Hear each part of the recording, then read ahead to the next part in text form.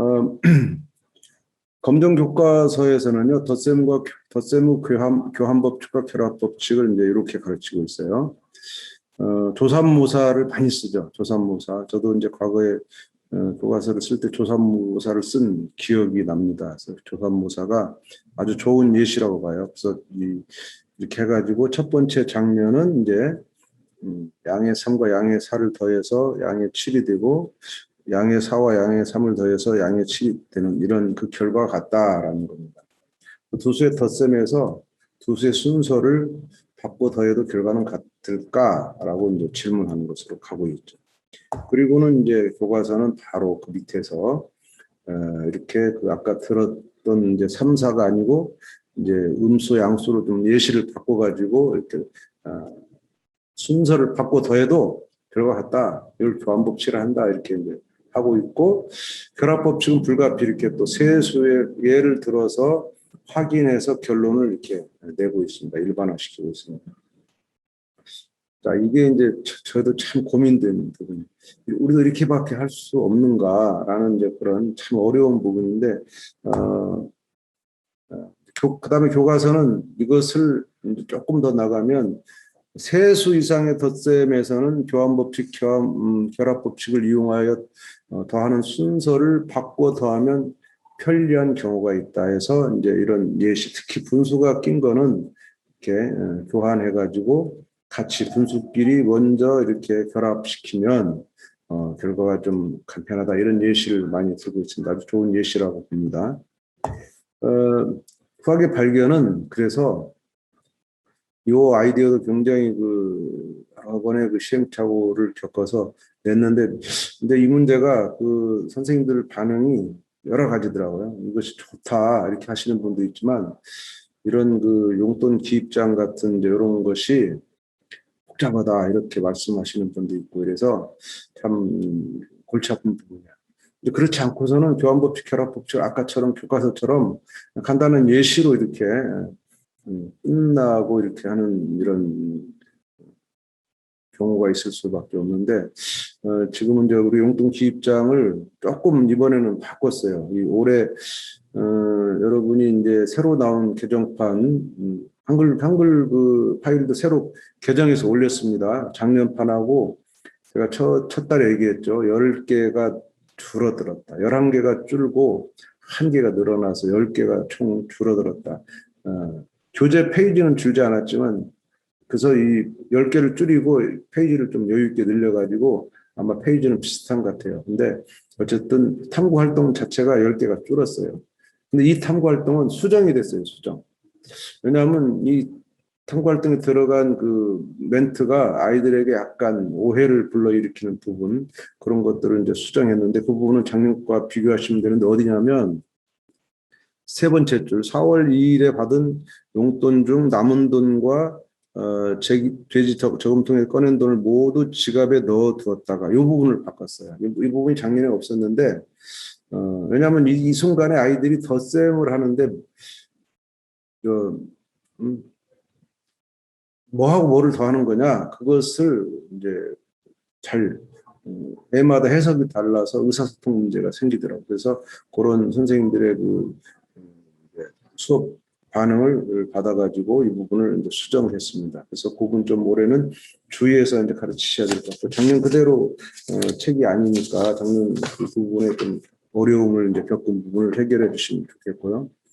용돈 기입장 같은 거는 직접 해보시면 이제 좋죠. 여기서는 이제 하얀 부분에 글을 쓰는 거죠. 그래서 4월 5일까지는 계산을 이제 해주고, 왜냐하면 이걸 준 거는 지금 눈에 보이는 이 네 번째 계산을 아이들이 따라하도록 이렇게 표현해야만 교환법칙, 결합법칙을 나중에 말할 수 있거든요. 그래서 정식으로 덧셈, 뺄셈과 부호를 다 쓴 이런 식을 쓰도록 하는 어떤 목적으로 이제 네 번째 이 식을 주었습니다. 그래서 딱 하나의 예시지만 이후에는 이런 식을 다 쓰도록 하는데, 예를 들면 이제 4월 9일에는 8,600원을 이제 돼지저금통에서 이제 꺼냈죠. 8,600원. 그러니까 꺼낸 돈이 플러스 8.6이 되면서 이것을 이제 4월 2일 고침 4월 1일 받은 용돈 중 남은 돈이 얼마냐면 이제 0.4죠. 4천 원과 이거를 더해라. 0.4와 0.4와 8.6을 더해라. 그래서 플러스 9.0이 되겠죠. 이런 식으로 이제 계산하는 요 부분이 잘 작년에 안 됐어요. 그래서 이 부분 좀 바꿨고요. 그래서 어쨌든 결론적으로 이렇게 계산해서 총 합계가 나오는데 이제 합계 부분의 계산 방법에서 이제 이렇게 수입만 더하고 지출만 더해서 또 다시 한번 계산하는 이런 과정을 통해서 교환법칙, 결합법칙 이제 이렇게 했는데 자 그러고는 이제 애들이 용돈 기입장은 이제 뭐 숫자니까 계산하는 것을 그냥 연산보다 쉽게 재밌게 이제 해내는 그런 부분이 있겠죠.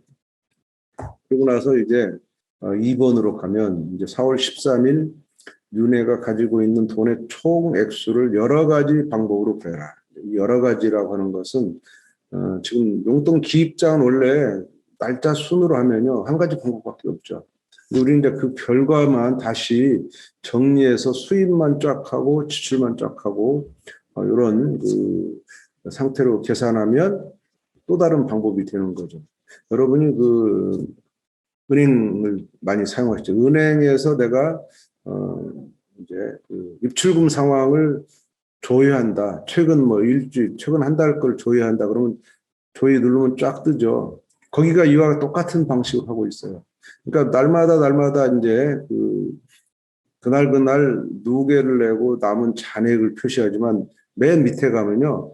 그 총계를 다 따로따로 수입의 총계와 그달의 지출 총계를 따로 내서 다시 계산해주는 그 표가 지금 여기 있는 용돈 기입장과 똑같아요. 선생님들이 그걸 보고 이제 만들으셨는데 뭐 그런 것도 한번 실제로 이제 그 아이들도 은행을 사용할 수 있으니까 보여주시는 것도 이 책에서 계산하는 방법을 아이들한테 설명하기가 설득하기가 좀 쉽지 않겠나 이제 이런 생각이 듭니다. 그래서 여기서 많은 시간을 들이고 이제 그 다양한 방법이 나와줘야 되는데 한 아이에게서 이 두 가지가 다 나오지 않을 가능성이 많아요. 그러니까 이거는 여러 아이들을 이제 보면서 너는 이렇게 했구나 A라는 방식, 너는 B라는 방식 이거를 잘 찾아내셔서 이거를 선정해서 아이들한테 이제 계열을 지서 발표를 시키는 거죠. 그래서 전형적으로 날마다 계산한 아이와 또는 이제 한꺼번에 한 아이 또 어떤 애가 있을 수 있냐면 이거를 쭉 덧셈으로 써서 얘들을 서로 그 자체를 또 교환하는 방법도 있습니다. 이제 그런 여러 가지 방법도 생각하시면 이제 많은 예시가 지금 예상 답안에 이제 학생들 예시가 나와 있는 그런 것들을 충분히 이용하시고 여기서 바로 이 결합법칙이나 교환법칙으로 바로 가지 않도록 여기 활동이 길어져야 그 속에서 이것들이 다 취급이 되고 언급이 된다. 그래서 이런 교환법칙, 결합법칙이 그냥 갑자기 튀어나온 것이 아니고 이미 아이들의 경험을 한 것을 정리했다라고 책이 정리해 준 게 아니고 아이들이 이미 이번에 그 활동에서 그런 것들이 충분히 정리되도록 하는 것이 이제 필요하다라는 것이죠. 네. 그래서 이제 이번에 발표 내용을 다시 3번에서 이제 교환법칙, 결합법칙을 이용해 설명해 보자 이렇게 했는데 이 부분이 역시 해답 보시면 예시가 많이 나와 있습니다. 이 부분이 다양한 것이 가능합니다. 교환도 또 여러 가지 방법을 편리하게 아까 교과서가 세 수를 가지고 했던 것처럼 여기 수가 굉장히 많잖아요. 바꿀 수 있는 방법이 많고 예상 답안에 예시로 준 것보다 더 이렇게 기발한 것들도 많이 있습니다. 지면상 다 못 실었지만 그래서 거기서 교환의 사례로 좋은 거, 결합의 사례로 좋은 거 이런 것들을 많이 찾아낼수록 아이들이 다양함에 이제 놀랄 것이 그래서 자기도 하나 더 찾으려는 그러한 그 노력을 하게 될 겁니다. 그래서 이제 이 3번의 2번의 마지막은 잔액 구할 때 너는 어떤 방법으로 구하는 것이 가장 편리하냐. 그게 이제 교환법칙, 결합법칙의 필요성을 설명하는 거죠. 가장 편리하냐? 그러면 이거는 정해진 게 아니죠. 아이마다 보는 눈이 다르기 때문에 나는 요렇게, 너는 저렇게 이렇게 다 다른 것을 이제 보장해주는 그러한 이제 수업이 진행돼야 되겠죠. 자, 그러면 이제 그 해설서를 가보면요. 의도. 의도는 이게 4번이니까 1, 2, 3번과 연결을 시켜야 돼요. 1, 2, 3번에서 얻은 그런 수학적 아이디어와 발견한 원리를 동시에 적용하는, 어찌 보면 이제 활용 문제라고 볼 수가 있습니다. 숫자를 굉장히 많이 준 것은 다양성을 딱 세 수 주는 것보다 이렇게 대여섯 개 이상을 주면 훨씬 바꿀 수 있는 그런 조합이 많죠. 그리고 또 결합도 어느 것을 묶는 것이 유리한가, 결합의 순서를 정하는 것도 굉장히 또 흥미진진한 그런 일이 될 수 있습니다. 학생들은 이 용돈의 총 액수를 구하기 위해서 여러 가지 방법을 생각해 보게 해야 되고요. 이때 탐구하기 1에서 얻었던 수학적 아이디어를 이제 활용하게 된다는 거. 그런 것들 좀 보시고요. 특히 이제 탐구하기 3에서 찾은 덧셈의 원리. 덧셈의 원리가 뭐였어요? 그렇죠? 절대값, 그다음에 이제 부호가 같으냐 다르냐 이런 것에 그것을 이제 정수 가지고 했는데 여기서는 유리수 0점 얼마 점 이렇게. 이 점은 요즘 이제 천 단위에서 많이 쓰는 게 커피숍이나 이런, 또 저는 마트에서도 그렇게 가격을 표시하기도 하더라고요. 그래서 그런 것들을 아이들이 이제 가지고 흥미진진하게 점을 사용할 수 있지 않겠나 생각했고요. 천 단위가 하면 상당히 복잡해지기 때문에 이것을 점으로 이제 표시한, 그렇게 생각하시면 되겠습니다. 예상 답안은 이제 능히 이제 애들이 할 수 있을 거고, 이건 뭐 계산하는 거니까 충분히 이제 가능하리라고 보고요. 하나 예상 답안에서 주의할 거는 이 3번에 2번 이 마지막 활동이 굉장히 중요한데, 학생마다 이제 편리하다고 생각하는 방법 분명히 다를 거예요. 달라야 됩니다. 그리고 자기가 왜 좋은지를 뭐 설명할 수 있어야 되는데, 사실 이것은 싸움의 대상이 아니고 절대적으로 또 이렇게 하나가 있는 것이 아니기 때문에, 그래서 상당히 재밌고, 그래서 이제 같은 부호끼리 계산을 편리하기 때문에 나는 수입과 지출을 따로 하겠다, 뭐 이런 거라든가, 또 소수보다는 정수가 편리하니까 정수와 소수를 구분해서 해야 되겠다, 뭐 이런 두 가지 예시만 있지만 더 많습니다. 얼마든지. 이런 것들을 아이들이 이제 만들어내는 것을 기대하시고 아이들한테 충분히 할 수 있는 시간을 제공하시면 좋겠습니다. 수업 노하우를 보시면 학생들은 이제 초등학교에서 계산의 편리성을 위해서 자연스럽게 덧셈의 순서를 바꾸어 계산했습니다. 이거는요, 언제부터 하냐면 초등 저학년 때부터 합니다. 두 수의 덧셈도 있지만 세 수의 덧셈도 초등 저학년에서 이루어지고 있어요. 그러니까 초등에서는 이 자연수의 사칙연산은 4학년에서 끝납니다. 4학년에서. 벌써 1, 2, 3, 4학년 내내 그냥 자연수의 사칙연산을 해요. 이제 갈수록 자릿수가 좀 늘어나죠. 초등 1학년은 이제 한 자릿수 가지고 하다가 받아 올림해가지고 10을 넘어가면 이제 그것이 확장돼 두 자릿수 가고 세 자리, 네 자리까지 이 가는 것이 초등 한 3학년까지 간 다음에 초등 4학년에 오면은 큰 수를, 큰 수는 뭐냐면 이제 만을 넘어가는. 근데 만을 넘어가면 좋겠는데 너무나 커져요.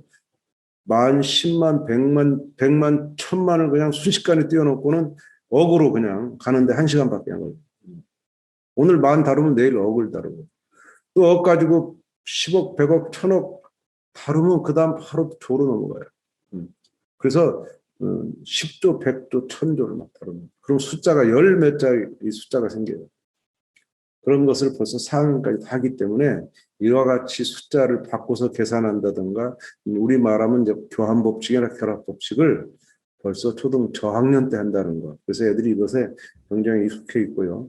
5학년 때 가면은 이제 자연수의 혼합 계산합니다. 덧셈, 뺄셈, 곱셈, 나눗셈, 이 중1에서 다루는 유리수의 혼합 계산을 5학년 때 또 아주 그냥 지겹게 하고 있습니다. 그런 것을 생각하셔서 초등의 상황과 최대한 이제 연결해서 이제 하는 것을 고민해달라 이런 겁니다. 그래서 다양한 이제 그 방법을 서로 비교하게 하고 애들한테 발문하면 애들이 여기 답변 이제 충분히 할 수 있다. 이런 발문이 가능해요. 덧셈하는 과정에서 더하는 순서가 많이 바뀌었다. 근데 이런 과정에서 오류는 없느냐. 여기서 예상되는 오류는요, 이제 덧셈을만 바꿔야 돼, 뺄셈을 만들어서 바꾼 애가 있어요. 그럼 당연히 틀리죠. 이제 그런 것들이 발견될 수 있는 소지가 충분히 있는 거고요. 학생들이 사물을 통해서 덧셈의 교환 법칙이나 결합 법칙의 의미를 알게 됩니다. 다양하니까요. 그리고 자기의 계산 과정이나 친구들의 계산 과정에서 이 계산 법칙을 발견하는 데 도움이 된다. 교과서 3개를 우리가 많이 늘린 그 이유가 바로 다양성이라고 제가 말씀드렸는데 그 다양성이 이 수업에서 굉장히 많은 아이들의 그 활동을 불러일으키고 또 다양한 의사소통 공간을 만들어내는 거라고 생각합니다. 그래서 애들한테 항상 우리 수학의 목표는 일반합니다. 일반. 덧셈에서 항상 계산 순서를 바꿔도 결과는 일치하냐. 거기에 대해 아이들이 확신이 있어야 돼요. 어떻게 바꿔도 일치한다. 그런 것을 한번 물어봐야 되고 반드시 그것을 깨닫는 게 이 답을 내는 게 훨씬 더 중요하죠. 탐구하기 4를 통해서 알게 된 덧셈의 계산 법칙은 자연수, 정수, 유리수, 또 나중에 중3 가면 무리수까지 그대로 적용할 수 있다라는 것을 이제 강조할 수 있다는 거죠. 자, 그럼 이제 그 다음 탐구로 한번 가볼게요. 그 다음 탐구는 괄호와 양의 부호의 생략입니다. 괄호와 양의 부호. 이 부분도 참 넘기 어려운 그런 아이들이 많죠. 덧셈과 뺄셈이 섞여 있는 식은 어떻게 계산하나요? 교과서는 이렇게 주제를 했고요. 덧셈과 뺄셈에 이제 섞여 있는 식은 뺄셈을 덧셈으로 고쳐서 계산한다. 이 원리가 중요한 겁니다. 덧셈과 뺄셈이 섞여 있으면 덧셈은 계산 원리를 우리가 명확히 했고 뺄셈은 계산을 원리를 만들지 않았어요. 왜냐하면 뺄셈은 덧셈으로 바꿀 수만 있으면 덧셈의 계산 원리로 되는 거니까. 그래서 뺄셈을 덧셈으로 고쳐서 계산한다. 라는 것이 이제 가장 기본 뺄셈의 원리입니다. 이때 덧셈의 교환 법칙과 결합 법칙. 자, 그러면 또 이렇게 또 하나, 왜 뺄셈을 계산 원리를 따로 계산하지 않고 덧셈으로 바꾸느냐라고 하는 것은 법칙입니다. 법칙. 뺄셈은 바꿀 수도 없고 또 결합도 할 수 없고 그냥 무조건 앞에서부터 해야 돼요. 근데 덧셈은 아무 때나 갖다 더하고 막 바꿔도 되는 이런 자유스러움이 있잖아요. 그래서 덧셈이 뺄셈보다 자유스럽기 때문에 덧셈의 계산 원리를 명확하게 이해하고 뺄셈은 덧셈으로 바꿔야만 그것을 이제 자유스럽게 적용할 수 있다. 그게 아이들을 설득할 수 있는 근거죠. 그래서 덧셈의 교환 법칙과 결합 법칙을 이용해서 편리한 경우를 이제 경험하게 해야 되고 또한 수의 덧셈과 뺄셈에서 양수는 양의 부호와 괄호를 생략하여 나타낼 수 있다. 근데 음수는 또 맨 앞에 나올 때만 괄호를 생략한다. 여기서 음수가 중요한 게 아니고 이 양수가 양의 부호와 괄호를 생략하는 겁니다. 이 부분 오해하시는 분들이 굉장히 많은데 생략하는 것은 딱 두 가지예요. 양의 부호와 괄호, 양수의 경우. 그다음 음수는 맨 앞에 나갈 때만 괄호를 생략한다 그랬어요. 이것이 우리는 익숙하죠. 우리는 자연스럽게 우리는 선생님들이니까. 좀 아이들은요. 이 괄호가 끝까지 가는 애가 있고 없애는 것을 아주 들여오는데 또 엉뚱하게 없애는 애가 많습니다. 이 부분이 잘 안 가르쳐지고 있는데 또 반대로 괄호가 없어진 식을 다시 이렇게 괄호를 회복시킬 때 오해하시는 분들이 있어요. 이것이 회복시킬 때 뭐가 생략됐느냐를 명확하지 않고 예를 들면 여기서 양의 부호와 괄호가 생략됐지 덧셈, 기호는 절대로 생략되지 않습니다. 연산기호는 생략하지 않습니다. 연산기호가 생략할 수 있는 것은 곱셈과 나눗셈이에요. 덧셈과 뺄셈은 항이 다르기 때문에 그 사이 그 부호를, 그 연산기호를 생략하면 큰일 나죠. 한 항이 돼버리니까. 그래서 절대로 덧셈, 뺄셈, 기호를 생략한 적이 없어요. 근데 어떤 계산하다 보면 덧셈, 뺄셈, 기호를 생략한 것처럼 해도 답은 맞아요. 그렇지만 그 답이 맞았다고 원리가 맞는 건 아니죠. 사실이 아니기 때문에 그런 부분을 좀 주의하셔야 되는데 여기 말하면 예제 3번 같은 이런 문제에서 이것을 지금 덧셈과 뺄셈이 섞여 있으니까 덧셈으로 바꿔야 되는데 그냥도 할 수는 있어요. 이제 뺄셈에 익숙해지니까. 그렇지만 덧셈의 그 계산 원리를 정확하게 적용하는 것이 이 목적이니까 여기서 이렇게 괄호를 살리고 그다음에 이제 양의 부호를 회복시킬 때 그 연산 기호와 이 부호 사이의 관계를 명확히 하지 않으면 애들이 답은 맞아도 그 과정에 오해가 생길 수가 있다는 거, 그 부분을 감안해서 탐구활동을 이제 보시면 되겠습니다.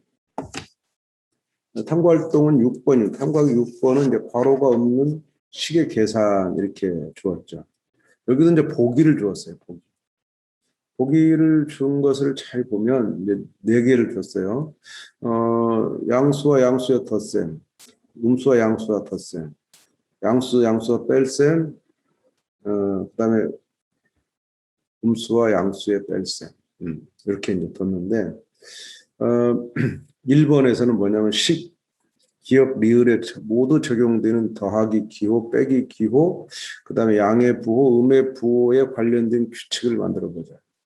이 더하기 기호, 빼기 기호, 양의 부호, 음의 부호를 이렇게 구분해서 쓴 거는 용어를 정확히 써라는 의도가 있어요. 더하기 양, 빼기 이렇게 해야지 플러스, 마이너스 하지 말라는 그런 겁니다. 그것이 아이들이 부호와 그다음에 기호의 차이를 헷갈리게 하는 원인이 될 수 있다. 정확하게 이제 부호를 쓰는 겁니다. 자, 여기서는 어떤 규칙이 만들어질까요?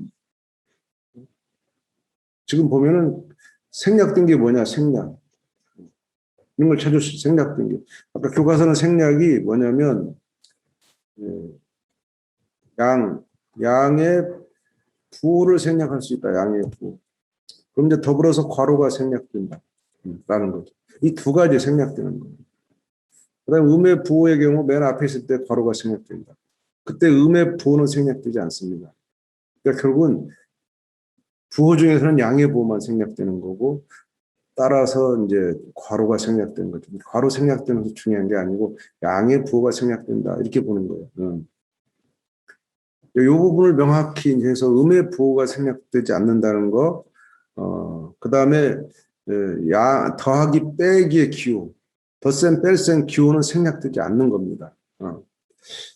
그래서 이제 2번에서는 이렇게 다음 식을 한번 이제 규칙을 이용해 써봐라 하는 이런 과정을 한번 더 묻고요. 핵심은 이제 2번, 큰 2번에 있습니다. 이것은 아이들의 대화를 통해서 논란을 한번 시켜봤죠. 우연히가 나의 음의 3 빼기 2를, 음의 3 빼기입니다. 앞에는 음의 3이고 뒤에는 빼기입니다. 그래서 음의 3 빼기 2를 다음과 같이 풀었는데 여진이와 성수는 이 풀이에 대해 서로 다른 의견을 냈다. 친구들의 의견에 대해서 자신의 생각을 써보자 그랬어요. 그래서 이렇게 지금 이렇게 푼 게 누구냐면 누가 이제 여진이 성수가 아니고 제3의 학생이 풀었습니다. 그때 여진이는 더하기 기호를 살려냈구나. 그래서 이렇게 됐네라고 이제 했고 성수는 아니야 반대 의견이었어요. 원래 2는 플러스 양의 2예요. 양의 2. 그래서 양의 부호를 살려낸 거지. 그리고 나서 뺄셈을 덧셈으로 바꾼 거야. 이렇게. 근데 이거는 두 사람 말이 어떻게 하든 답은 같아요. 결과적으로는 답이 같기 때문에 두 사람 말이 둘 다 일리가 있다고 볼 수 있지만 자, 지금 여진이는 더하기 기호를 살려냈다. 이 말은 더하기 기호를 생략했는데 살려냈다. 덧셈 기호입니다. 덧셈 기호는 생략의 대상이냐? 아니라는 절대로 그 생략하면 항이 없어지는 거니까 안 되는 거죠. 그래서 성수 말대로 양의 부호를 생략한 걸 살려냈다. 이게 맞습니다. 그래서 어떻게 하는 거냐면 자, 음의 3 빼기 2는 지금 음의 3은 음의 맨 앞에 왔기 때문에 여기가 이제 이렇게 괄호가 생략된 것을 살려낼 수 있는 거고 이 뒤에 있는 2는 뒤에 있는 2는 이제 괄호가 있다면 이게 양의 2야. 양의 부호를 우리가 생략하기로 했죠. 그래서 음의 3 빼기 양의 2 이렇게 되는 겁니다. 그러니까 이 식은 사실은 틀린 거예요. 그런데 이것을 한 번 더 계산하면 한 번 더 계산한다는 얘기는 이 뺄셈을 덧셈으로 바꾸면 뒤에 더하는 빼는 수의 부호를 바꿔서 더한다 해서 음의 2로 부호가 바뀌는 거고 음의 3 이렇게 되니까 그때 이 식이 되는 거죠. 그래서 같은 부호의 덧셈이니까 음의 5가 이렇게 나오게 돼요. 그런데 이것은 약간 귀찮은 면이 있어요. 왜냐하면 한번 갔다가 이루거든요. 근데 그냥 우리가 그 덧셈 부호가 생략된 거야 라고 그냥 덧셈을 써놔도 이 문제는 답이 맞아요. 그렇지만 답이 맞았다고 과정이 맞았다. 그 사람 생각이 맞았다. 이 말하기는 곤란하죠. 답은 맞을 수밖에 없는 계산이긴 하지만 그래서 그냥 우리가 계산할 때는 원칙적으로 안 하고 계산할 때는 이렇게 해도 되지만 그러나 설명 정확히 할 때는 절대로 있을 수 없는 얘기죠. 그래서 그 부분이 잘 지도돼야 된다. 마치 이제 덧셈 기호가 생략된 것처럼 답을 보니까 그렇게 오해할 수 있는 거죠. 이 부분이. 해설서를 보겠습니다. 해설서는 괄호가 없는 식의 계산에 대해서 이제 딱 한 가지만 줬네요. 초등학교 때는 자연수뿐만 아니라 분수나 소수를 더하거나 뺄 때도 괄호를 사용하지 않았어요. 초등학교 때는 그냥 부호가 없기 때문에. 그런데 이제 초등학교 때 괄호는요 언제 쓰냐면 우선순위를 줄 때만. 그러니까 곱셈하고 뭐 뺄셈을 해야 되는데 5 곱하기 3 빼기 2를 해야 되는데 얘들을 먼저 계산해야 되는 그런 우선순위를 둘 때만 이렇게 괄호를 썼어요. 부호 가지고 괄호를 쓰거나 생략하거나 하지 않았어요. 부호가 여당 다 양수니까. 그렇지만 여기는 아니죠. 그래서 괄호가 생략된 식이 주어졌을 때 괄호를 되살리는 방법이 정말 알아봐야 된다. 그런 의도로 이제 이 문제를 보시면 될 것이고요. 예상 답안에 대한 것은 우리가 다 같이 논의를 했는데 특별히 이 수의 덧셈과 뺄셈에서 양의 부호와 괄호가 함께 생략한다. 이것을 철저히 아이들이 이해하고 있어야 되고 음의 부호는 생략할 수 없다. 그리고 덧셈, 뺄셈, 기호 역시 생략되지 않는다라는 거 명확히 해줘야 되겠습니다. 수업 노하우로 갈까요? 수업 노하우는 그 1번에서 그 규칙을 만드는 과정에서 학생들은 왜 보기에서 음수를 빼는 경우가 없는지를 궁금해할 수 있다. 음수를 빼는 경우가 없어요. 자, 근데 이게 왜 없을까? 이런 것이 이제 굉장히 중요하죠. 이런 것을 아이들이 질문할 수 있어요. 선생님, 왜 음수를 빼는 게 없습니까? 예시가. 그럴 때 선생님 또 덜커덕 가르쳐 주시면 안 되고, 그 이상하구나. 누가, 그거 한번 얘기해 볼래? 나 깜막 생각 못했어. 너 참 중요한 발견했구나. 왜 음수를 빼는 경우가 없을까? 이렇게 돌리는 지혜가 있어요. 제가 아는 어떤 선생님은 별명이 답을 안 하는 선생님. 그럼 제가 그 수업에 갔더니 진짜 그 선생님은 애들이 이렇게 질문하면요. 뭐 이렇게 어려운 질문도 아니고 쉬운 질문. 왜 3 더하기 5가 8이에요? 이렇게 하는 질문도 그래 3 더하기 5가 8 잘했다 이렇게 말하지 않아요. 그냥 포카페이스를 하고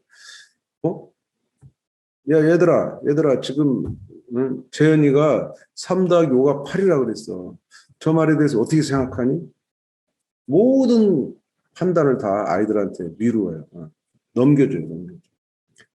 교사가 3 더하기 5가 8이라는 것을 맞았다고 판단하는 권위를 갖줘요. 그것을 권위를 이양하는 거예요. 그럴 때 다른 아이가 그거 뭐 아주 쉬운 거네. 그러면 수학을 잘 못한 아이도 그런 기회에 끼어들어서 내가 설명하겠다. 3 더하기 5가 왜 8이 되는지. 해서 설명해내게 하는 그 성취감을 주고 수업에 참여시킬 수 있는 공간을 더 넓혀가는 그런 거고 그런 아이에게 이제 좋은 그런 기회를 제공하는 건데 그것을 교사가 채먹을 필요가 없다. 이런 겁니다. 그래서 이렇게 이런 것을 이제 궁금해할 수 있는 이런 상황이 발생하면 좋은데 문제는 아이들이 이런 궁금을 안 갖잖아요. 그럴 때는 선생님이 이제 의도적으로 던질 수 있습니다. 이 봐라, 잘 봐라. 야, 이거는 양수 빼기 음수고 뭐 이건 음수, 이런 식으로 이제 조합할 때, 뭐가 없냐? 이런 경우 따져보면 당연히 이제 양양, 음양, 네 가지가 있어야 되는데 빼는 음이 없단 말이에요. 이제 그런 것을 이렇게 넌지시 물어볼 수 있어요. 그래서 그거에 대해서 아이들이 생각해볼 기회를 제공하는 것이 정말 중요한 거고요. 이때도 학급 전체가 이 문제 함께 논의해보는 굉장히 중요합니다. 그리고 실제로 음수를 빼는 경우를 예를 들어보게 하는 거예요. 그래도 안 되면 한번 음수가 빼는 경우를 써주고 이걸 한번 생략해봐라 하는 그러면 그게 그런 상황, 음수를 빼는 그런 상황이 남질 않아요. 그래서 그 결국 다른 걸로 바뀌게 되는 그런 것을 학생들이 이제 알게 되는 거죠. 예를 들어서 양의 3에서 음의 2를 빼보자. 이렇게. 그러면 자, 여기서 생략할 수 있는 거는 이거밖에 없죠. 양의 부호. 그래서 3이라고 쓰는데 3 빼기 음의 2, 이 부분이 생략이 안 돼요. 그러니까 음의 2가 뒤에서 빼질 경우는 괄호를 생략할 수 없으니까 이런 경우를 쓸 수가 없는 거죠. 괄호가 생략된 식에서는 없는 거죠. 이 괄호가 남게 되는 겁니다. 근데 이것이 맨 앞에 있다면 생략할 수 있겠지만 뒤에 있을 때는 생략할 수 없으니까 그래서 없는 거다. 그런데 이것은 결국 우리가 뺀다는 것은 뺄셈은 덧셈으로 바꾸기 했으니까 덧셈으로 바꾸면 뒤에 다시 부호가 바뀌어서 이것이 3 더하기 이제 2로 표시되는 거예요. 그러니까 이렇게 음수를 빼는 경우는 안 나타나지만 그것이 3 더하기 2가 그냥 양수에서 양수를 더한 거일 수 있지만 양수에서 음수를 뺀 것일 수도 있다는 거죠. 그런 식의 어떤 대화까지 간다면 정말 금상첨화겠죠.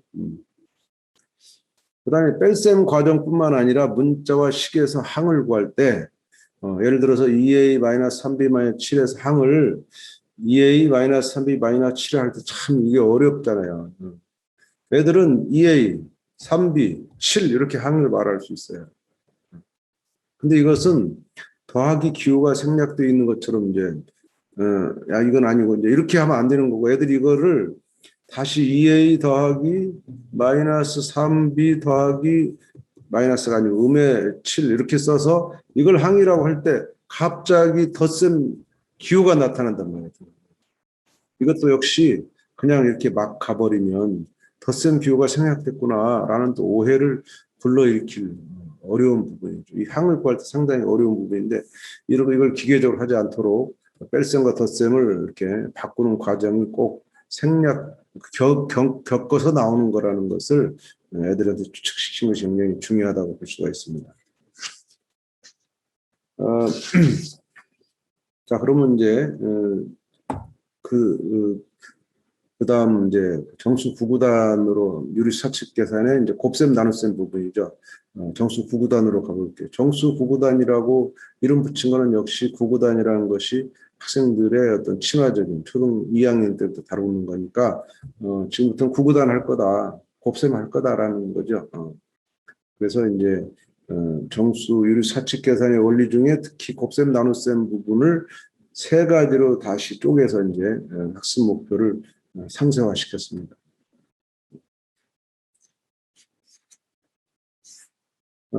다양한 맥락에서 이제 유리수 곱셈 그 법칙을 먼저 추측해보고 막 그냥 제공하지 않고 추측해볼 기회를 주면 원리를 아이들이 발견할 수 있는 데까지 갈 수 있는 겁니다. 그래서 추측하면 그 다음에 또 정당화할 수 있는 이런 교과 역량의 핵심적인 것들을 이걸 여기서도 연산을 통해서도 할 수 있다라는 겁니다. 핵심적인 거는 이제 곱에서의 부호 결정입니다. 곱의 부호 결정을 귀납적 외사법을 쓰겠지만 그 결정하는 그 원리를 아이들이 이제 설명해낼 수 있겠는가. 너는 곱에서 부호 왜 그렇게 결정해? 애들은 당연히 플러스 플러스는 마이너스 이렇게 플러스 플러스는 플러스 양양이면 양 뭐 음양이면 음이면 양 이렇게 가겠지만 왜 음이면 양이냐라고 이제 묻는 이런 과정에 설명이 필요할 거고 그것을 이제 개념적으로 설명해 낼 수 있는 수준까지 가는 것이 목표라 이런 뜻입니다. 자, 그럼 교과서, 검정 교과서를 볼게요. 검정 교과서에서는 정수와 유리수의 곱셈이라고 이제 다루고 있죠. 교과서가 지금 행강절기를 보니까 이렇게 3 곱하기 2, 3 곱하기 1, 3 곱하기 0 여기까지 3에다가 2와 1과 0을 곱하는 상황을 통해서 이제 그 밑에 있는 음의 1과 음의 2에 대한 곱셈 이런 것을 이제 외사법이에요. 외사법은 외분법과 같습니다. 외분법. 내사법은 내분법이에요. 그러니까 고등학교에서 내분, 외분 다룰 때 두 점 사이를 이렇게 몇 대 몇으로 m 대 n으로 이렇게 하는 것을 내분이라고 그러잖아요. 그러니까 지금 다루는 그 값이 우리가 이미 지금 다루는 값 새로 구하는 값이 우리가 이미 다루는 값의 사이에 있으면 안에를 자르면 내분이라고 해요. 마찬가지로 숫자에서도 그걸 내사법이라고 내사법. 그러니까 지금 그런데 여기서는 2와 1과 0 수직선 말하면 2와 1과 0을 다루면서 그 다음 0의 바깥쪽으로 나가잖아요. 이렇게 음의 1과 음의 2는 어떻게 될 거냐? 외분하는 거잖아요. 그래서 이것을 이제 교육 용어로는 귀납적 외사법 이렇게 말합니다. 귀납적 외사법으로 곱셈을 설명하는 것이 가장 좋은 이제 모델이 되겠고 우리 교재에서는 두 가지 모델을 다 쓰고 있습니다.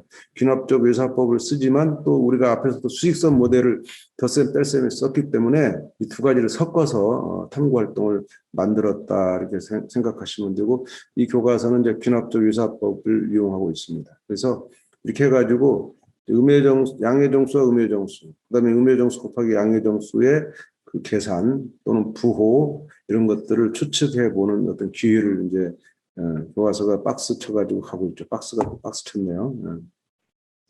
그래서 이제 바로 본문에 가면 탐구학습에서 이렇게 했다. 라고 해서 결론. 양의 정수 곱하기 양의 정수는 두 정수의 절대값의 곱의 그 부호가 양이라는 거, 또 양과 음과 양, 결국 음과 음까지 이렇게 가서 하는 이런 단계를 이제 겪은 다음에 마지막 결론으로 이렇게 정수와 유리수 곱셈의 원리를 세 가지로 정리하고 있습니다. 그래서 이제 보면은 우리 수학의 발견은 탐구하기 7에서 이 부분을 다루고 있고 여기서 유리수 곱셈의 원리를 다루고 있어요. 곱셈의 원리. 자, 시작이 뭐냐면 음의 3 곱하기 3을 했어요. 그러니까 음수 곱하기 양수죠. 음수 곱하기 양수를 지금 다루고 있어요. 이것을 다룬 이유는 초등하고 연결시키고 초등에서 곱셈은 초2에서 다루고 그걸 구구단이라고 해서 구구단. 초2에서는요 언어를 배웁니다. 언어. 곱하는 언어. 맨 처음에는 뭐의 4의 6배 이걸 배웁니다. 4의 6배. 그 전에는 뭘 하냐면 묶어세기랍니다. 묶어세기. 자, 이런 말 우리가 안 쓰죠. 하지만 초등에서는 묶어세기, 띄어세기, 이어세기, 거꾸로 세기 막 이런 걸 합니다. 묶어세기는 곱셈을 하는 도구입니다. 묶어세기. 그래서 4개씩 4개짜리가 4개씩 6묶음 있는 거 4개씩 이런 식으로 그럼 이게 몇 개냐? 24개입니다. 맨 처음에는 4 더하기에서 4를 6번 더하죠. 그랬더니 24가 되더라. 그런데 이렇게 하면 4를 6번이나 써야 돼. 그래서 이것을 간단하게 4에 4씩 6묶음 이렇게 하다가 4에 6배 가다가 이제 4 곱하기 6으로 쓰자라는 이 곱셈의 기호가 나옵니다. 그때 곱셈은 뭐냐? 똑같은 수를 반복 더할 때 우리가 그걸 간단하게 쓰는 거고 실제 계산은 구구단을 의지 않는 한 덧셈으로 할 수밖에 없죠. 4를 6번 더해야 되는 그것에 생략된 표시가 곱셈이니까. 그래서 음의 3 곱하기 3은 뒤에 있는 3이 더한 횟수입니다. 더한 횟수. 그래서 이것을 초등의 상식으로 음의 3이라는 녀석이 뭔지 몰라도 음의 3을 3번 더하는 거다. 이렇게. 그래서 덧셈으로 끌고 간 덧셈. 그러면 이제 곱하기 3은 초등 개념이고 음수 3개를 더하는 것은 지금 여기서 배운 정수와 유리수의 덧셈이죠. 덧셈 원리는 우리가 알기 때문에 아이들이 덧셈은 같은 부호는 짝 절대값 더해서 그 부호를 해서 음의 구를 쓴다라는 그것을 해결이 가능해요. 근데 여기서 알고 싶은 건 뭐냐면 이 결과가 음수라는 것을 알고 싶은 거죠. 아, 음수하고 양수를 곱했더니 결과가 음수 나왔구나. 이것을 알 수 있어요. 근데 이 반대, 양수 곱하기 음수는 못합니다. 왜? 음수가 횟수가 될 수가 없잖아요. 자연수여야 되는데.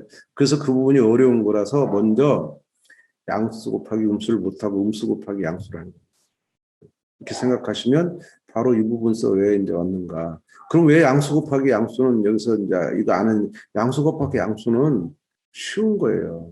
그렇지만 음수 곱하기 양수도 아이들이 할 수 있다고 판단했기 때문에 그것을 먼저 시작한 것이고, 이제 그 밑에 2번에서 보면은 여기서 외사법을 쓰는데 이 밑에 이제 음수가 들어가잖아요. 양수 곱하기 음수, 그 다음에 마지막으로 이제 또 음수 들어가면 음수 곱하기 음수를 다루는 거예요. 그러니까 네 가지 중에 양수 곱하기 양수는 다루지도 않았어요. 그런 초등 계산과 똑같기 때문에 그 원리는 아이들이 알아서 쓸 수 있다. 우리는 여기서 중학교 새로 나온 음수가 끼는 연산. 그래서 음수 곱하기 양수를 먼저 하고 양수 곱하기 음수를 또 다루고 또 음수 다루는 요 세 가지 계산에 집중하자라고 하는 것이 이 탐구의 구성 의도라고 볼 수가 있죠. 자, 그래서 이제 보면은 어쨌든 여기서 이제 양수 곱하기 음수가 뭔지 했더니 음수가 나오더라 이런 거. 그다음에 음수 곱하기 음수를 했더니 양수가 나오더라 이런 계산을 애들이 이제 해보면서 여기를 정리하가는 거거든요. 자, 그다음 3번에서는요 다시 수직선 모델을 수직선 모델. 이 곱셈의 부호라고 하는 것을 딱 지금 규칙을 정하기 전에 많은 다양한 경험을 좀 해서 지금 아까 이제 의사법을 통해서 부호 정하는 거 한번 해봤어요. 근데 그것이 아이들한테 바로 그냥 100% 간다 이렇게 하는 것보다 수직선 모델 한 번 더 쓰면 두 번의 예시를 통해서 애들이 둘 다를 이해할 수 있는 애가 있지만 나는 의사법은 모르겠는데 수직선은 이해하겠다 또 이런 아이가 있고 또 의사법은 이해하겠는데 수직선은 안 되겠다 그럴 수 있어요. 어쨌든 셋 중 어느 한 가지를 통해서라도 아이들은 이제 곱셈의 그 부호를 정하는 원리를 경험하겠죠. 예시를 많이 들수록 아이들은 경험의 기회가 늘어나는 거니까 그렇게 해서 이제 여기 그 수직선 모델을 한번 또 쓰는 그런 계기가 되는 겁니다. 수직선 모델은 실제로 해보시면 상당히 간단하게 되진 않아요. 그래서 아이들과 세심하게 글을 보세요. 글이 벌써 막 4줄씩 되고 또 예시도 막 3줄씩 되니까 어휘력 딸리고 아이들 요새 글빨 딸리는 애들이 굉장히 힘들어 하겠죠. 하지만 여기서 하나씩 여기서 할 때 한 줄 한 줄 밑에다가 표시해가면서 하셔야 됩니다. 그렇게 해서 아이들이 움직이는 방향이나 부호나 이런 것들을 봐가면서 이제 하는 그런 방식의 이제 계산 문제 해결이 이제 되는 거겠죠. 그래서 이렇게 여러 가지 이제 문제를 해결하는 과정을 아이들이 겪을 겁니다.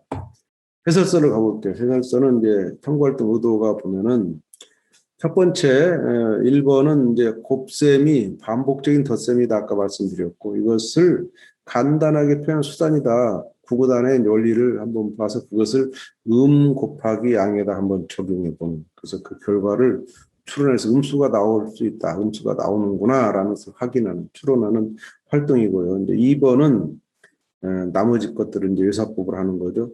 양수에 곱하는 수가 일씩 작아짐에 따라서 계산 결과가 어떻게 변하는지 규칙을 발견해서 그 다음 수가 이제 곱하는 수가 음수가 될 경우에 곱셈을 이해하도록 이제 하려는 어떤 의도가 있고요. 음수에 대해서도 같은 방법으로 하면 또 다시 곱하기 이제 음수까지 이렇게 추론할 수 있는. 그래서 근데 이제 여기까지가 이제 수직선 모델이고요. 3번은 이제 죄송합니다. 수직선 모델은 3번이고 여기는 이제 외사법을 썼죠. 외사법. 병합적 요사법을 쓴 거고, 이 두 가지 원리를 그래서 결국은 음수의 유리수의 음의 유리수의 곱셈의 결과를 이제 추론하는 그런 활동입니다. 양수에 대해서는 이제 초등에서 했다고 생각하고 가는 겁니다.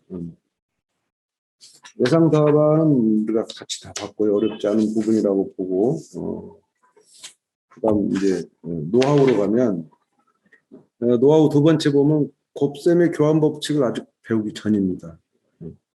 곱셈의 교환 법칙을 배우면 뭐가 쉬우냐면 아까 그 첫 번째 음수 곱하기 양수가 됐잖아요. 그러면 이제 양수 곱하기 음수는 그 곱셈의 원리로 하는 게 아니라 교환 법칙으로 해결하는 거예요.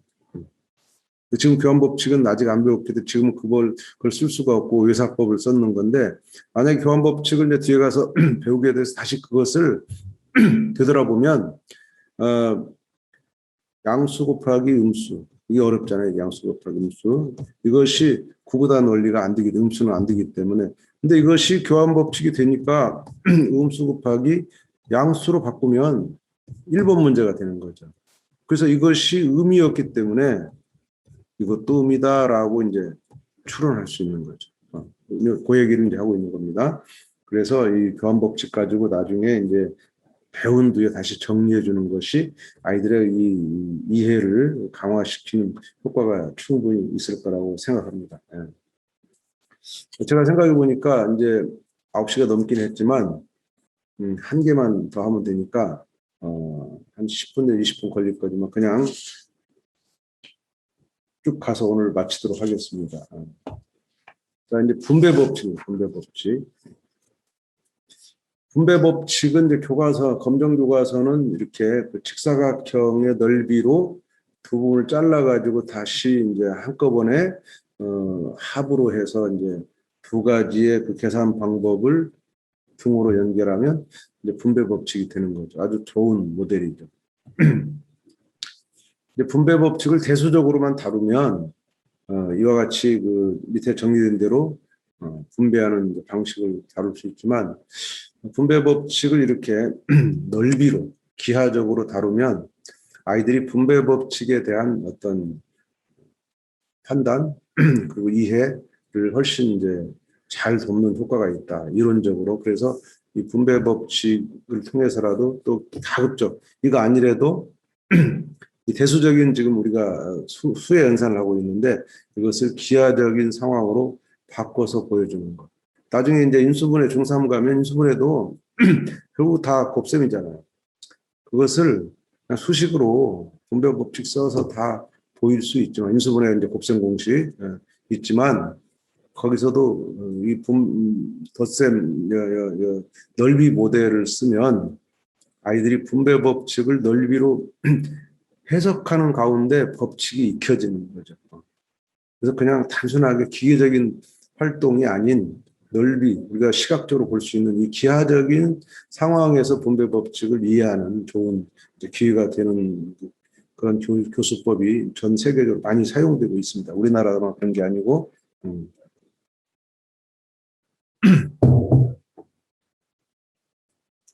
자, 그래서 탐구하기로 이제 교과서로 바로 오면은, 우리 교과서도 이제 두 가지 방식을 쓰고 있는데, 1번은 아직 그 넓이 모델을 안 쓰고 계산 한번 시켜봤는데, 이제 아이들이 익숙한 이 분식집을 모델로 삼고 이제 그런 분배 법칙 상황이 벌어지는 주문을 들어갔죠. 이럴 때는 같은 수가 있어야 분배 법칙이 되는 거니까 여기서는 이제 2인분이라는 것을 공통으로 이제 묶을 수 있는 그런 상황으로 이제 문제를 만들어서 두 가지 방법으로 민서와 오빠의 방법을 다르게 할 수 있도록 하는 이제 그런 여건으로 애들한테 계산을 추측해내게 했죠. 그래서 그냥 각각의 결과를 먼저 내서 더하는 방법.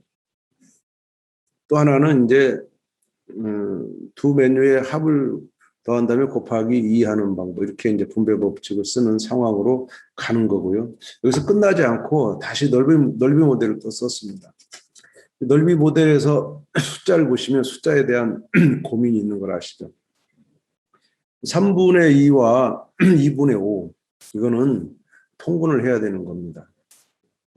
근데 그것이 6과 관계되면 약분이 되는 겁니다. 그럼 이거는 6을 각각에다 곱해줘서 분배를 해가지고 더할 때 유리한 거죠. 편리한 거죠. 그런 것들을 감안해서 만든 문제입니다. 그냥 이것을 분배해서 곱하는 것이 유리하냐, 아니면 이제 세로를 먼저 더하는 게 유리하냐, 다를 수 있어요. 근데 어떤 거는 여기를 통분해가지고 더했을 때 정수로 쫙 나오게 한다든가, 그럼 그때는 분배하는 것보다 덧셈을 먼저 해서 곱하는 것이 유리한, 편리한 그런 케이스가 되겠죠. 그런 문제도 만들어 여러분이 제시해도 괜찮습니다. 분배 법칙은 꼭 어느 한쪽에서 한쪽으로 가는 게 아니잖아요. 양쪽을 서로 역으로 왔다 갔다 가역적인 관계로 이제 가르치는 것이 분배 법칙이니까 대개 우리는 분배 법칙을 이렇게만 이제 이해시키죠. 이럴 때 A 곱하기 B, 그 다음에 A 곱하기 C. 애들은 이렇게만 분배 법칙을 생각하는 애들이 많아요. 곱셈 공식으로서. 물론 분배한다는 의미는 그건데, 분배 법칙은 이 둘이 같다는 것이지 분배한다는 것만 있는 게 아니잖아요. 그래서 이렇게 반대의 인수분해 상황도 분배 법칙을 쓰는 거잖아요. 그래서 그런데 유리한, 이렇게 계산할 때 유리한 문제는 여기 있는 분수가 이렇게 통분돼서 그 합이 딱 정수로 되는 그런 문제는 또 역의 관계를 설득하는 데 좋은 그런 문제가 되겠습니다. 자, 그래서 이제 이렇게 과제를 주었고요. 그 다음 쪽에 넘어가면 이제 분배 법칙을 이렇게 정리해주는 이런 장면이 나옵니다. 그리고 마지막 문제가 2번인데, 다음 조건에 주어진 수 중 3개를 사용해, 3개. 계산 결과가 정수가 되도록 식을 만들어 보자. 몇 가지나 있겠어요. 네. 애들한테 실제로 막 주면 애들은 여러 개 찾는 재미로 막 하는데, 이렇게 여러 개 찾는 과정 속에 애들은 답을 내는데 빠지지만 결국 아이들한테 남는 거는 분배 법칙이 남는 거예요. 분배 법칙. 네. 그것이 중요한 겁니다. 그래서 분배 법칙을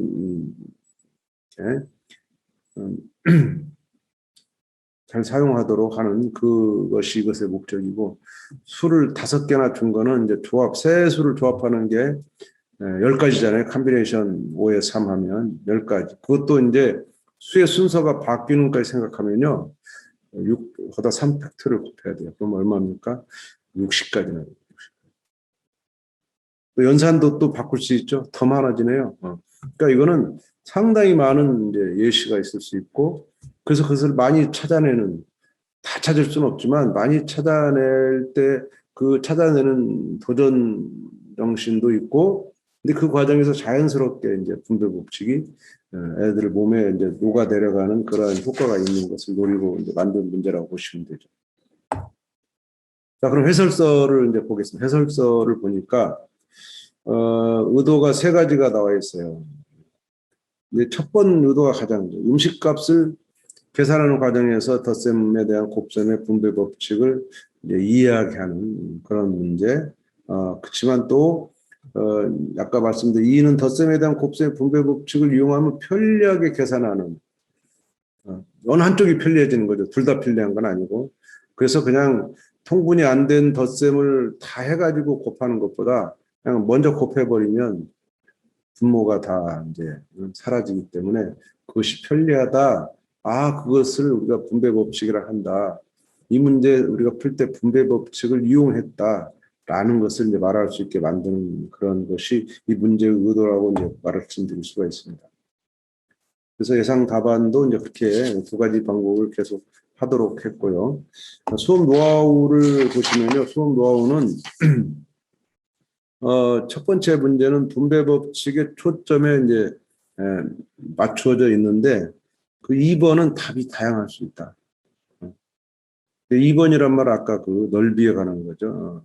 그래서 근데 분배 법칙을 우리가 그냥 막 쓰긴 하지만 정확히는 이제 덧셈에 대한 곱셈의 분배 법칙이다. 이게 반대의 경우가 있어요. 반대의 경우. 지금 예시를 들어놨어요.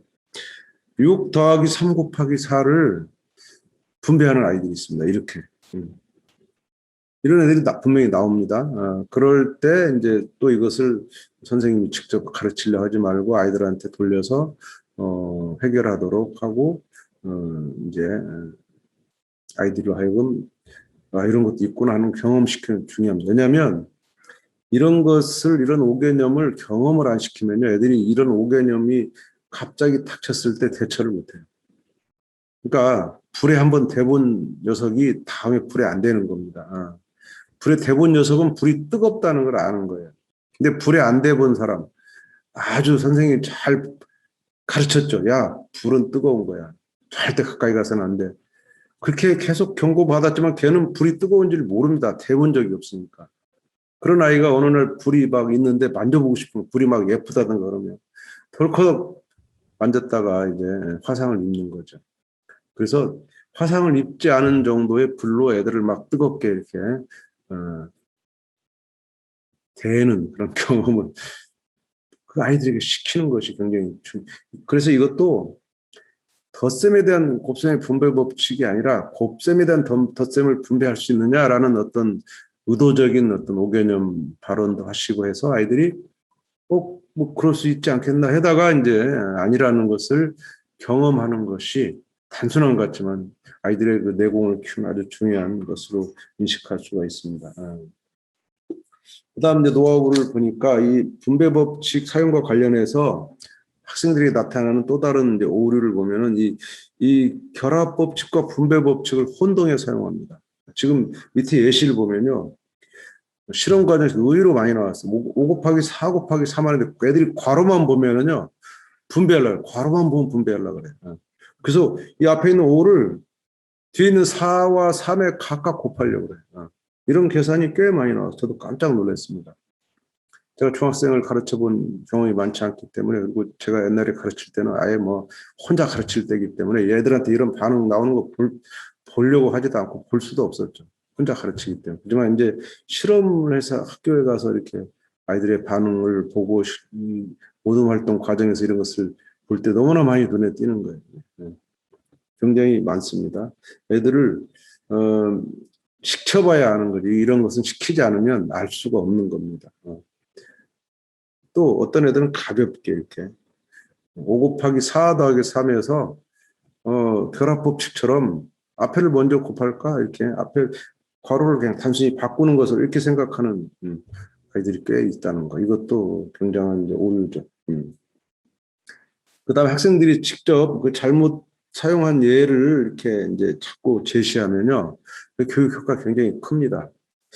이런 것을 이제 그 연구한 분이 이제 저랑 작년에 같이 일하던 이선영 선생님, 지금 일산의 백석고등학교 근무하시는데, 학생들의 그 잘못된 풀이를 주고 네가 한번 고쳐봐 라는 것을 우리가 이제 동료평가, 동료평가의 하나의 모델로 삼는 게 굉장히 중요하다.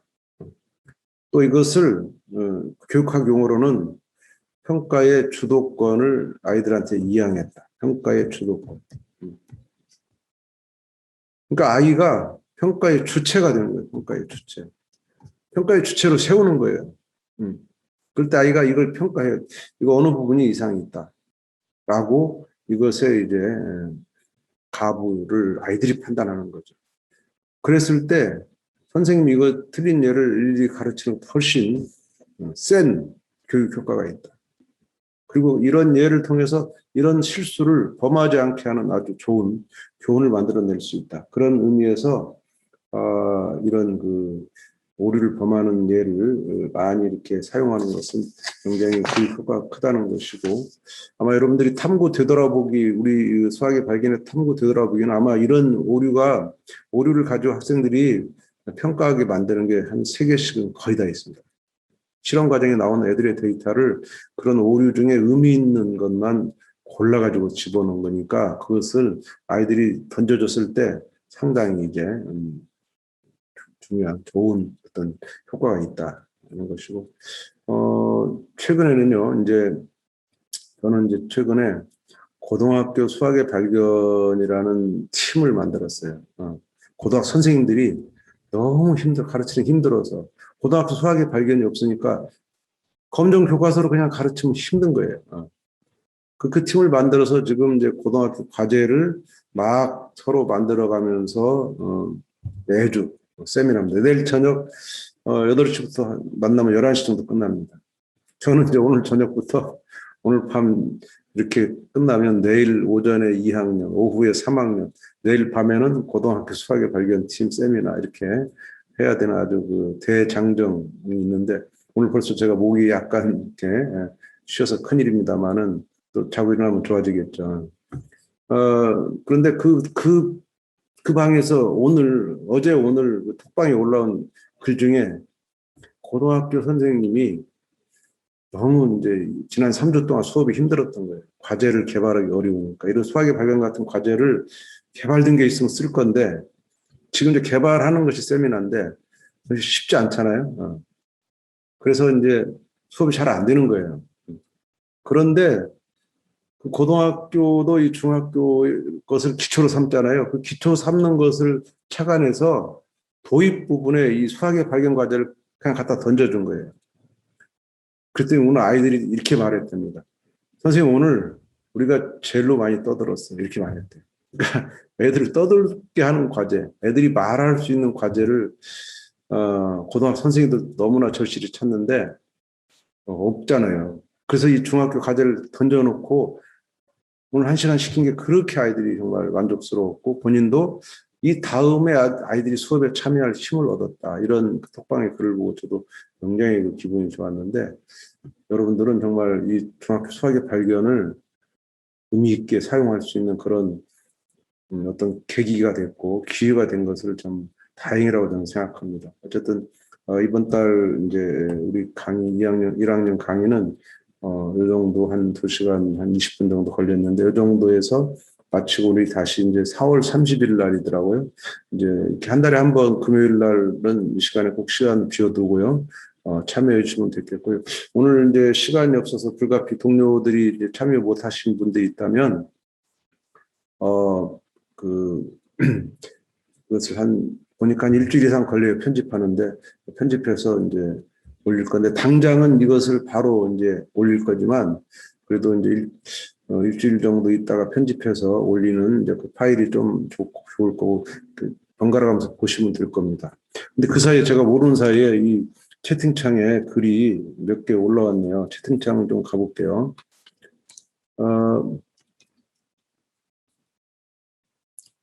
아까 그 김인경 선생님께서는 이제 아까 고현 선생님 우리가 했던 탐구하기 3, 4번 그 수직선에다 음의 3을 찍는 문제에 대한 그 팀 활동을 얘기해서 저희 세미나 팀, 이 세미나 팀은 서울의 동부팀이라는 세미나 팀입니다. 세미나 팀에서 한번 논의를 했던 건데 거기서 이런 논의가 있었대요. 이때는 아이들이 문자를 배우지 않았는데 덧셈의 계산 법칙을 저렇게 문자로 표현하는 게 아이들이 어려울 것 같다는 생각이 들었다라는 말씀을 하셨고요. 고현 선생님 그다음 올린 글이 책이 없다고 하셔서 질문하기 죄송하지만 탐구 6 하기 전에 탐구하기 5에서 낮기원, 아침기원 구한 활동에서 그 결과를 수직선에 표시하라는 문제가 있는데요. 예, 알아요. 예, 그 문제에서 연산, 가 수직선 어떻게 표시하는지 알아내야 표시할 수 있을 텐데요. 음수의 의미를 그 다음 문제에 다루고 있는데 이것도 애들이 그냥 고민하게 두어야 하는 거죠. 제가 지금 이거 역시 지금 책이 없어서 그렇긴 하지만 제 기억에는 그 탐구활동 의도나 수업 노하우에 이 부분 설명이 돼 있는 걸로 저는 기억이 나는데 지금 제가 그 구체적인 상황이 기억이 잘 안 나고 또 한 가지 지금 드는 생각은 이 온도 문제가 아마 이번 개정판에서 좀 바뀌었을 거예요. 그래서 그 부분 좀 자세히 봐주시면 좋을 거고요. 그 다음에 거기까지네요. 이제 이소영 선생님도 탐구하기 5가 궁금합니다 이러셨는데 제가 탐구하기 5를 미처 이렇게 다루지 못한 거에 대해서 죄송하게 생각하고 다음 달에는 이제 3단원, 4단원 이렇게 가게 되는데 이 단원의 나머지 부분에 대한 것은 그 카페에 올려주시면 다른 분들도 답을 달아주시고요. 또 단체 이제 이 지금 연수를 주관하시는 국중성 선생님이 이제 전적으로 와서 상근하고 계시니까 그분이 잘 안내해 드릴 겁니다. 그래서 카페도 이용해 주시고요. 이렇게 해서 했으면 좋겠습니다. 오늘 아쉽지만 이제 오늘은 여기서 정도 연수를 마치고 다음 달 4월 30일 날 참여하시고요. 또 보니까 이 중에서도 내일 또 2학년 또 3학년 참여하신 분들인데 그분들도 내일 또 다시 뵙도록 하겠습니다. 자, 죄송합니다. 다음부터는 제가 꼭 그 책을 가지고 연수에 참여하겠습니다. 예. 톡방에 감사합니다. 글 올려주신 감사드리고요. 내일 또 3학년 때 뵙겠다는 선생님도 계시네요. 예, 감사합니다. 예. 그래요. 늦은 밤 수고하셨죠. 앞으로 금요일마다 또 이렇게 한 달에 한 번씩 애쓰실 선생님 생각하니까 참 힘들지만 올 1년은 이렇게 해서 우리가 수학의 발견을 잘 적용했으면 하는 그런 생각이고 저도 이 연수를 힘들지만 계획한 거는 코로나 상황이기 때문에 가능했던 것 같아요. 만약에 코로나가 아니고 줌 같은 걸 우리가 사용하는지를 몰랐으면 이런 온라인 연수 생각도 못해요. 다 오프라인만 하려고 했는데 완전히 저도 생각을 바꿨고 온라인이 오히려 더 코로나가 우리에게 온라인을 잘 할 수 있는 이런 여건을 만들어주지 않았나. 그래서 여러분하고 좀 이렇게 매달 만날 수 있어서 정말 감사드리고요. 1년 동안 이렇게 하시면 이제 내년에는 좀 더 편하게 아이들을 가르칠 수 있는 계기가 되지 않을까 생각합니다. 감사합니다. 예, 다음 달에 뵙겠습니다. 안녕히 계세요. 예.